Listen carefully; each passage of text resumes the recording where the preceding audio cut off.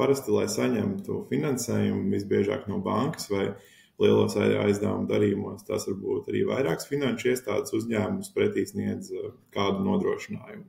Tas var būt vai komercķīla, hipotēka vai finanšu nodrošinājums, kas tad būtu finanšu ķīla, attiecīgi akcijas vai naudas līdzekļi visbiežāk.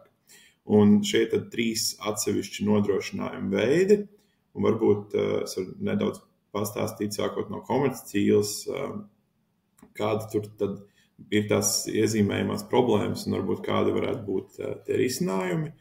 Komercķīla būs gandrīz katrā darījumā, tā būs uzņēmuma vai uzņēmuma grupai parasti uz visu mantu, bet tā var būt arī uz konkrētām lietām, pārsvarā gan uz reģistrējumām, kas būtu, piemēram, automašīnas vai preču zīmes, bet varbūt arī uz nereģistrējumām lietām, teiksim, ražošanas iekārtām, kuras atrodas tad pie uzņēmuma.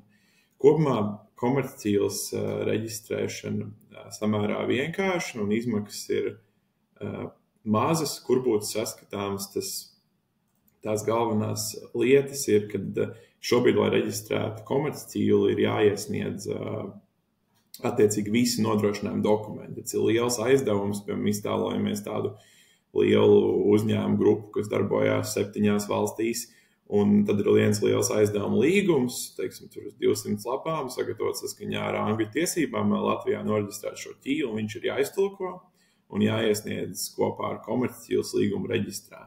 Tas aizņem parasti ļoti daudz laika un arī naudas kvalitatīvi sagatavot šos tulkojumus. Bet kas gan ir labā ziņa, ir likuma grozījumi, kas līdzīgi kā pie hipotēkas reģistrācijas atļaus nesniegt vairs šo lielo tulkojumu iekšā reģistrā. Tad vēl es iepriekš teicu, ka akciju ķīla būs finanšu nodrošinājums, bet tas būs tikai gadījumā, ja akcijas tikai dematerializētā formā, tās būs, piemēram, biržā kotētiem uzņēmumiem, kurus mēs varam ielikt savā vērtspapīra kontā. Bet tad ir vēl reģistrētās akcijas, kuras tur pats uzņēmums. Un šādu ķīlas reģistrētām akcijām reģistrē komercķīla reģistrā. Bet ja uzņēmums pieņem lēmumu, visa doma tajā ķīlā ir tāda, ka tu nevari mainīt īpašniekus bez komercreģistra atļaujas, jo viņš apgrūtināts tas aktīvs, šajā gadījumā akcijas. Bet ja uzņēmums, teiksim, pieņem lēmumu akcijas pārvērst par dematerializētām akcijām, tad mēs esam novērojuši gadījumus, kur komercķīlā šī ķīla ir redzama, viņa nav dzēsta, bet faktiski reģistrētas akcijas vairs nepastāv, viņas jau ir dematerializētas un viņas jau atrodās attiecīgo īpašnieku vērtspapīra kontos, un viņi ir brīvi rīkoties. Principā viņas pārtapušas par finanšu nodrošinājumu objektu. Viņas vairs nav reģistrētas akcijas, kas būtu komercķīlas priekšmets. Un tāds ir tāds īsts secinājums par komercķīlām. Es teiktu, ka no tiem nodrošinājumu veidiem tāds viss sakārtotākais var būt pat. Jā, bet ko mēs varētu darīt šajā jautājumā? Vai tas ir kaut kāds likumdošanas izmaiņas jautājums? Attiecībā par to aizdevumu dokumentu neiesniegšanu tās ir likumdošanas izmaiņas. Un es teiktu par to reģistrēto akciju daļu, tas būtu arī, es pat nezinu, tur varbūt būtu mazāk likumdošanas izmaiņas, vairāk kāds uzņēmuma reģistra skaidrojums, kāda ir tā paredzamā pieeja brīdī, kad reģistrētas akcijas kļūst par dematerializētām akcijām, tad iegrāmatotām akcijām. Ar šitādiem gadījumiem tu bieži saskaries, vai tas tomēr ir tāds, varbūt netik daudz arī kā nodrošinājumu izmanto šīs te akcijas? Es teiktu, ka akcijas ir mazāka problemātika, bet lielāka problemātika ir tieši ar aizdevumu dokumentu iesniegšanu. Principā vienmēr tiek ņemts arī akciju ķīlas, bet man nav tāda statistika, cik gadījumos ieķīlātas akcijas ir pārtapušas par dematerializētām un tā ķīla. Tāpēc ir iespējams, varbūt arī tas bija kaut kāds izņēmuma gadījums, un teiksim, komercķīla reģistrs vairumā gadījumu notver to brīdi un neļauj to korporatīvo lēmumu īstenot, kas viņus attiecīgi konvertē. Jā, tā varētu būt arī vienkārši tāda prakse, ar kuru tu esi saskāries, bet kura faktiski varbūt nav tā viennozīmīgi traktēta, kur var būt dažādi gadījumi un skatījumi uz to, vai ne? Pilnīgi noteikti tā varētu būt, jā. Bet tā ir vēl viena tāda juridiska nianse, par kuru padomāt. Es domāju, Jā, šis ir interesanti. Jā. Šo varbūt īstenībā pat varētu uzdot uzņēmuma reģistram, painteresēties, kā tas izskatās. Labi. Kas mums vēl ir kādi nodrošinājumi? Nākamā ir tātad hipotēka, kas ir vienkārši tad parasti arī pērkot dzīvokli kredītā būs hipotēka, kas ir nekustamā īpašuma nodrošinājums, kas aizliedz viņu pārdot, un ja netiek vairs atmaksāts aizdevums, tad attiecīgi banka var realizēt šo ķīlu un tātad pārdot īpašumu. Kāds nianses par hipotēku izmantošanu lielos darījumos, teiksim, tāda situācija, kur atkal var būt, kad ir liels aizdevums, kur Latvijā ir, teiksim, viena ražotne teiksim, kurai vērtība varētu būt 10 miljoni, piemēram, un tad ir lielais aizdevums mums par 200 miljoniem, un, lai mēs noreģistrētu šo hipotēku zemesgrāmatā, ir jāmaksā 0,1% no aizdevuma summas, kas būs 200,000 eiro. Un varētu, teiksim, diskutēt, vai vispār atmaksājās to darīt vai nē, bet vienalga tas tiek darīts, un tā arī ir tāda nedaudz problemātika, tas ir 0,1% no aizdevuma summas, un pie šī tieši risinājums, kas varētu, pirmkārt jau mums kā juristiem un tā kā pārstāvot uzņēmējs gribētu, lai vispār ir līdzīgi kā komercīlās, kad maksa ir 42 eiro fiksēta un viss ir noreģistrēts, bet ja tas, teiksim, pat ir tāda slikta opcija, tad varētu paredzēt, ka tu vari aprobežot ar līgumu to summu, kas tā kā nodrošina. Teiksim, ja aizdevums ir 200 miljoni, bet tu zini, ka Latvijā īpašuma vērtība ir 10, tad tu nodrošini Latvijā tikai par 10 un maksā to 0,1% no 10 miljoniem, kas jau vairs tikai 10,000 eiro. Šobrīd īsti to izdarīt nav iespējams. Ir obligāti tā kā no visas summas jāmaksā 0,1%. Un šeit visticamāk prasītos likuma grozījumus, lai to atrisinātu. Un savukārt no tādas sociālās iniciatīvas puses, kas būtu vairāk domājot par pirmā mājokļa īpašniekiem, teiksim, dažkārt pirmo iemaksu jau tā ir grūti. Ir gan altuma atbalsts, kas ir ļoti, ļoti labs, un vēl tad ir jāmaksā arī tas pats reģistrācijas maksas, kuras iespējams pirmam mājoklim tur varētu jaunu speciālistam atcelt vispār. Teiksim, labi, ja viņš pērk 2 dzīvokļus, tad tas ir citādāk. Un šādas tādas 2 problēmas, kas gan ir ļoti labi. Zemesgrāmatās var nesniegt visus aizdevuma dokumentus, pietiek tikai ar hipotēkas līgumu. Un vēl notāru process arī ir palicis ļoti pateicīgs un izdarāms pilnībā elektroniski, kas arī tāda ļoti laba ziņa, es teiktu. Jā.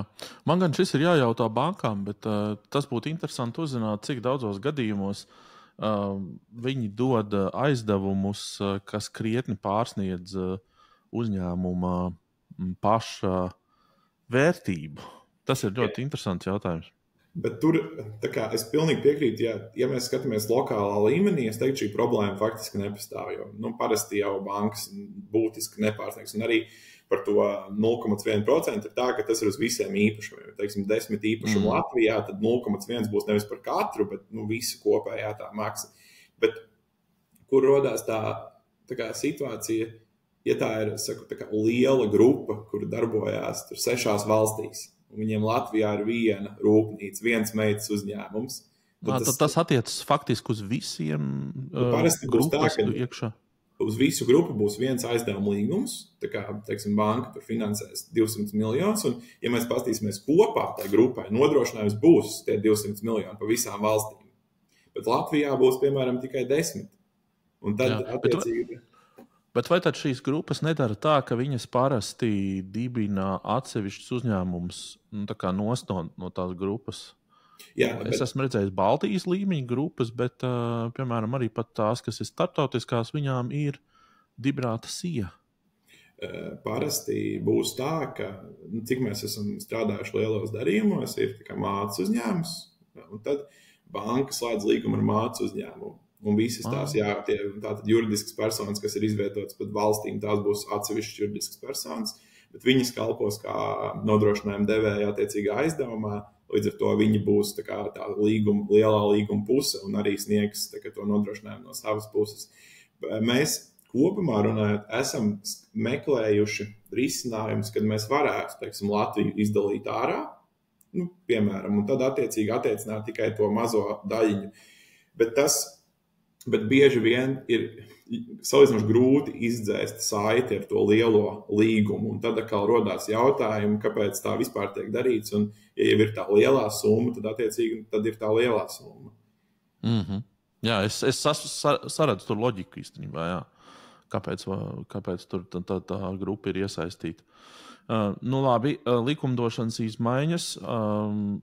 Jautājums, ja tas ir aktuāls jautājums, šis kaut kur tiek, kādā, es nezinu, ekonomikas ministrijā vai kaut kur vispār ir kāds karogs tur pacēlies, ja pagaidām tas ir tikai juridisko biroju koridoros runāta tēma. Es domāju, ka tām kopumā diskusija par izmaksām notiek visu laiku. Es domāju, mēs varētu to karogu celt, bet tas ir tā, ka, no vienas puses šī praksa ļoti ilgi pastāvoša, no otras puses man nav precīzi zināms Igaunijas un Lietuvas regulējums, bet man aizdomas, ka tur ir sliktāk. Tur ir vēl dārgāk tas viss. Un varbūt vēl viena iespēja, ko, teiksim, varētu iet, es saprotu, ka pie parastās reģistrācijas ir kaut kāds summas ierobežojums, laikam 50,000, bet pie hipotēkas nav tāds. Tas arī būtu variants, ka mēs, teiksim, pasakam 0,1%, bet maksimālā summa 50,000. Jo šobrīd... Jā, tā kā līgumos to norāda, jā, tev ir griesti, bet, bet jebkurā gadījumā to arī var maksāt mazāk zem tiem griestiem. Jā, šis ir ļoti interesants, un es arī saprotu, kāpēc tu pieminēji Lietuvu un Igauniju, jo tas nozīmē bieži vien, ka tas prasītos pēc kaut kādā ziņā likumdošanas saskaņošanas ar, vai ne, starpvalstu tādā ziņā. Tas, protams, būtu vislabākais scenārijs, kad būtu iespējams salāgot tās reģistrācijas maksas. Tas būtu fantastiski. Bet, jā. Es gan teiktu, ka banku lobbyis, man liekas, iestātos pret šito, jo loģiski tas ir viņu peļņas stāsts komisijas un visi šie jautājumi. Tas noteikti tā varētu būt. Labi, par to nespekulēsim. Atstāsim to kādai citai sarunai. Kas mums palika? Mēs runājam par mums vēl viens nodrošinājuma veids palika, vai ne? Vēl viens, nodrošinājuma veids ir finanšu nodrošinājums, kas no vienas, tad attiecībā uz komercķīlām un hipotēkām, tad tas viss atrodas valsts pusē. Mums ir zemesgrāmatas un mums ir komercķīlu reģistrs. Attiecībā par finanšu nodrošinājumu tas ir tāds specifiskāks veids, jo šo pakalpojumu nodrošina bankas. Un ir tā, ka obligāti, lai finanšu nodrošinājumu izsniegtu vienai pusē, ir jābūt bankai, tā līguma pusē. Tad finanšu iestādē, nevis tikai bankai. Šeit mēs arī redzam tādu problemātiku, ka, teiksim, lielos darījumos ir, teiksim, 3 bankas, kuras ir aizdod naudu, un viņas ir pilnvarojušas vienu kā tādu nodrošinājumu aģentu, un ir tādas atsevišķas korporācijas uzņēmumi, kas sniedz tieši šādu pakalpojumu, viņi bieži vien nav finanšu iestādes. Līdz ar to tur ir problemātika, ka no tā uzņēmuma tad to finanšu nodrošinājumu paņemt kļūst jau ļoti sarežģīti, jo kaut kā tajā līgumā jāiepin iekšā tā banka. Citādāk tas nodrošinājums nav atbilstoši finanšu nodrošinājumu likumam. Un tad nākamā lieta, ka Latvijā bankas, es teiktu, sniedz gan naudas līdzekļu ķīlu, gan akciju ķīlu, bet tā sniegšana ir nedaudz tāda, dažas bankas nevēlās to darīt, dažas bankas ir ļoti atvērts un sniedz, bet tas process katrā gadījumā no bankas uz banku atšķirās. Nav kaut kāda tāda vienota praksa. Un par naudas līdzekļiem kontām tas vēl ir viens stāsts, kur mēs kontu apķīlām, bet otrs ir par akcijām. Jo mums akcijas tur depozitārijas, Nasdaq CSD. Un, cik es saprotu, Igaunijā, piemēram, šī ķīla noteikti depozitārija līmenī, kad var atvērt katrs cilvēks, teiksim, kaut kādas akcijas tur uzņēmumu A un paskatīties, vai viņas ir apķīlētas vai nav, ja viņas ir dematerializētas. Mums Latvijā kaut kad sen atpakaļ tā bija, bet vairs tā nav, un arī akciju ķīlas tur pati banka. Un tas tad ir tāds labs jautājums, kā būtu vislabāk, vai to darīt centralizētākā līmenī, kad tas ir depozitārijas, tad attiecīgi tas būtu jau publiski pieejams un varētu redzēt, vai ir kaut kāda ķīla uz tām akcijām, teiksim, trešās puses, kāds ir komercķīlās vai zemesgrāmatā, vai arī labāk, ka to dara pašas bankas. Tā kā tas finanšu nodrošinājums šobrīd kopumā no reģistrācijas un no visas tās uzbūves ir viss sarežģītākais un komplicētākais, jo katrā reizē prasa tādu individuālu pieeju. Jā, par tām akcijām es sapratu to ideju, bet, ja mēs runājam par finanšu līdzekļiem, vai es pareizi nolasīju un sapratu no tevis, ka šobrīd uzņēmumiem ir vienkārši jāveido tāda kā nosacīta schēma, lai kvalificētos, klasificētos tam darījumam, ja? Vai kā tas ir? Par finanšu, lai uzliktu finanšu līdzekļu ķīli, tas būtu tā kā nodrošinājums uz bankas konta. Pirmkārt, vajag banku, kas ir gatava sniegt vispār tādu. Jā, to. Ja to mēs esam atraduši, tad jau process, teiksim, ja tā aizdevuma puses ir banka un uzņēmums, tad jau problēma nav. Vienkārši noslēdz finanšu nodrošinājumu līgumu. Jā. Un viss ir kārtībā. Savukārt, ja aizdevuma puse ir institūcija, kas nav finanšu institūcija un uzņēmums, tad gan īsti tur var izmantot tādu pilnvarnieku schēmu, bet mums nav, tā kā zināms, vai viņi darbos tos reāli praksē, jo īsti likums nepieļauj. Tur gan ir vēl tālāka problēma, ka tas nāk no direktīvas. Līdz ar to tur tie risinājumi, tur būtu jāpadomā, kā to viss labāk izdarīt, lai to nodrošinājumu sniegt kļūtu tā kā viegli, bet šobrīd, lai finanšu nodrošinājumu uztaisītu starp divām juridiskām personām, kas nav finanšu iestādes, tas ir, es teiktu, īsti nav iespējams šobrīd to izdarīt. Bet šis ir tagad tā kā teoretizējums, tas vēl nav nekāds case study patiesībā vai gadījums reāls. Bet tas ir principā likuma iespējamība, vai ne? Kas, teiksim, ja noslēgt tādu līgumu un tad kredīta tas devējs to ķīlu realizētu, pārņemtu tā kā savā valdījumā tos finanšu līdzekļus, kas notiktu, ja tas kredīta ņēmējs vērstos tiesā, un mums nav zināms, vai tiesa pateikt, jā, viss kārtībā, ar ķīlu viss bija labi, vai tiesa pateikt, tā kā nē, jūs vispār tas līgums nav bijis spēkā jau no paša sākuma, jo viņš ir pretlikumīgs. Mēs nezinām, tādas prakses īsti vēl nav. Jā, šis arī ir interesanti, jā, jo gala beigās jautājums ir pacelts, un te arī pat īstenībā grūti pateikt, kam par šo būtu jāatbild. Jo droši vien, ka iesaistītās puses regulēt to diez vai varētu, un tur jābūt ir kaut kam no malas, vai tā ir Tieslietu ministrija, kas to paceļ šo jautājumu un skatās. Man liekas, es neredzu citu opciju. Man liekas, ka tā ir. Tieslietu ministrija varētu būt, teiksim, par prakses vienādošanu, teiksim, nemainot likumu, varētu būt Banku finanšu nozares asociācija kā tāds arī pusregulātors. Bet jā, tur tā situācija kļūst tāda kompleksa, jo tur arī Nasdaq iesaistīts kā akciju turētājs, un tās puses ir ļoti daudz līdz ar to. Nonākt pie kaut kā vienot varētu būt, kas ļoti sarežģīti. Bet, mēs varam mēģināt panākt kaut kādu vienotību vai gaidīt to pirmo gadījumu. Tad jau, tieši tā. Redzēt. Kaut kad jau viņš izpeldēs.